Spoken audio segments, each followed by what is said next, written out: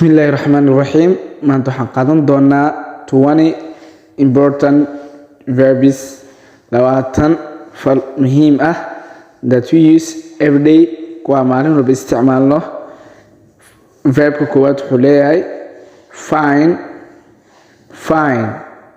helid. Have you found ma heshay your wallet boorsadaadii ama boorsadaadii gacanta waa dhigi kartaa. Give seen. He gave me a present. Wuxuu i siiyey hadiyad. Tell sheegid.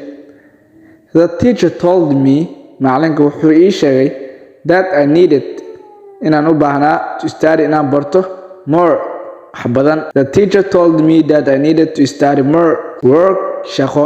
I have to work this night. Waa inaan shaqeeyaa cawada. I have to work this night. May I ask a quick question? Su'aal degdeg ma ku weydiin karaa? May I ask a quick question? Refuse diidid. Did you refuse your number? Numberka ma ii diiday? Did you refuse your number? Call wacid. Call me when you get home. Call me isoo wac when you get home. Markaa guriga tagtid. Try isku dayid. Do you try to thank your teacher? Ma isku daysaa inaad u mahad celisid macalinkaagii? Do you try to thank your teacher? Ask weydiin. Don't ask me any more questions. Su'aalo badan ha i weydiin. I'm so tired. Waa daalanahay. Have haysasho ama lahaansho. He have 5 doggies. Wuxuu leeyahay 5 eey. Do sameyn. I do the work every day. Shaqada maalin baa sameeyaa. I do the work every day. Say dhihid. What did you say? Maxaa dhacday? What did you say? Maxaa dhacday? Go bixid. Let's go to New York. Manoo kaxay New York. Get helid. Getting a new job is stressful. Helida shaqo cusub waa farxad. Getting new job is stressful. Shaqo cusub in la helo waa farxad. Compare barbardhig. Don't compare yourself with anyone else. Nafsadaadii qof kale hala barbardhigin. Make sameyn. She always makes breakfast. Had ii jeer waxay sameysaa quraac. She always makes breakfast. No ogaansho.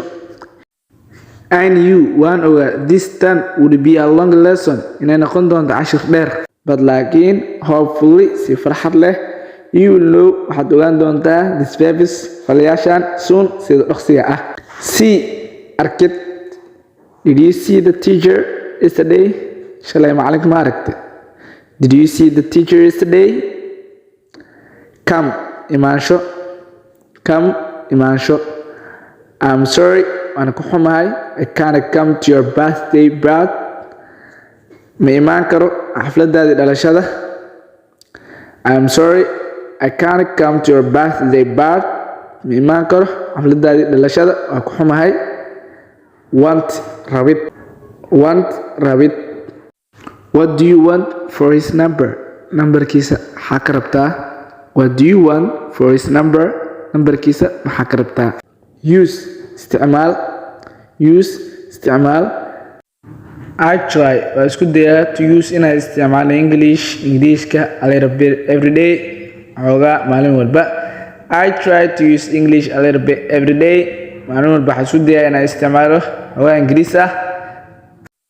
Need baahi ama waxaa u baahan tahay. I need food.